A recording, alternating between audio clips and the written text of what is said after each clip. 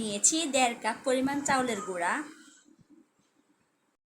নিয়ে নিচ্ছি 1.5 কাপ পরিমাণ আটা। চাইলে আপনারা ময়দাও নিতে পারেন, আবার ছেঁকে নিতে পারেন। আমি কিন্তু ছেঁকে নিচ্ছি।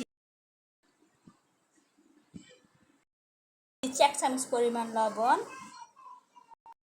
দিচ্ছি খেজুরের গুড়, আপনারা চাইলে চিনিও ব্যবহার করতে পারেন। আরও 1 চামচ দিচ্ছি। আসলে মিষ্টিটা যার যার পছন্দ অনুপাতে। এখানে আপনারা নারকেলের ব্যবহার করতে পারেন। আমার বাসায় নারকেল নেই, তাই আমি নারকেল দিচ্ছি না। দিচ্ছি কুসুম গরম পানি। পিঠা বানাচ্ছ?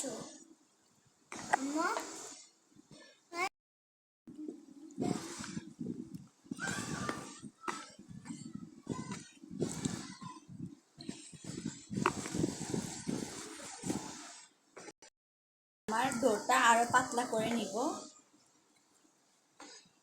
এর জন্য আমি আরেকটু পানির ব্যবহার করছি।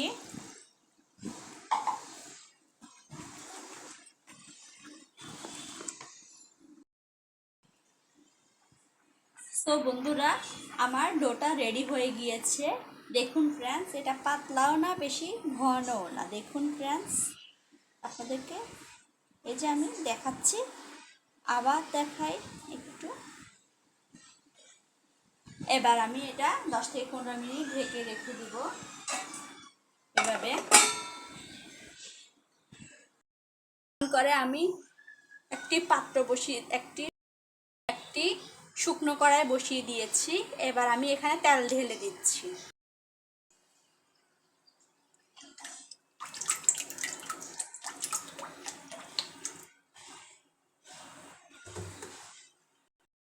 জানি না আমার ভিডিওগুলো আপনার কাছে কেমন লাগে।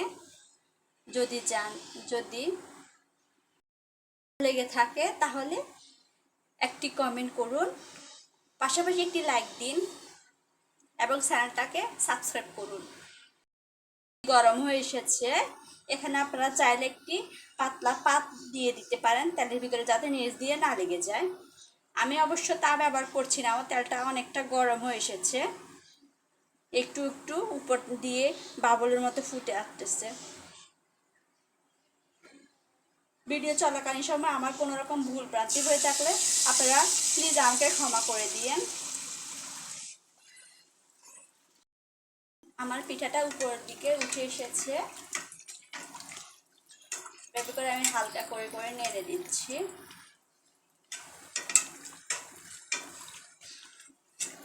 আপনাদের দেশে এই পিঠের নাম কি একটু কমেন্ট করে জানাবেন।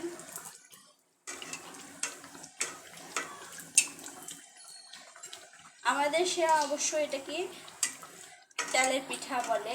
আমার শ্বশুরের বাড়িতে এটাকে বলে মুখ ফোলা পিঠা। আপনাদের দৃষ্টিকে কে কি বলেন একটু কমেন্ট করে জানাবেন।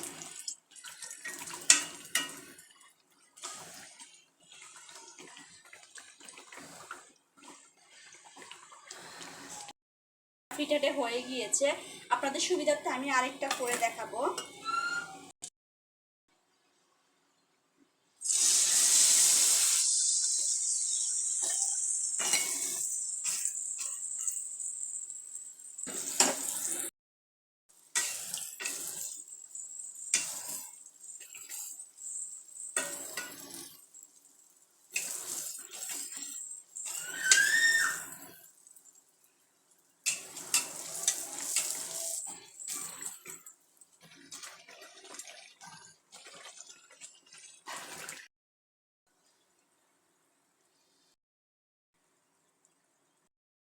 তৈরি হয়ে গেল এর ভিতরে আমার ফুলকো পোয়া পিঠা।